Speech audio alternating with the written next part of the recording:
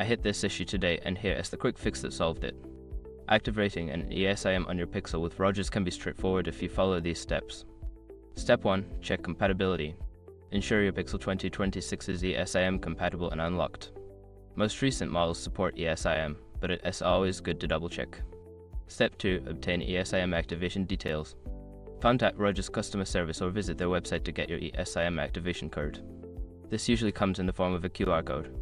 Step 3. Open mobile network settings. On your Pixel, go to Settings, then tap on Network and Internet. From there, select Mobile Network. Step 4. Add eSIM. In the mobile network settings, tap on Add Carrier and then choose Use QR code. Scan the QR code you received from Rogers. Step 5. Activate the ESIM. Follow the prompts to complete the activation. You may need to restart your phone. Check if you see the Rogers signal after rebooting. If not, ensure that airplane mode is turned off.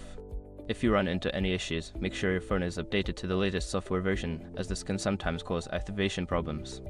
Good luck with your ESIM setup. If you had any questions, feel free to ask.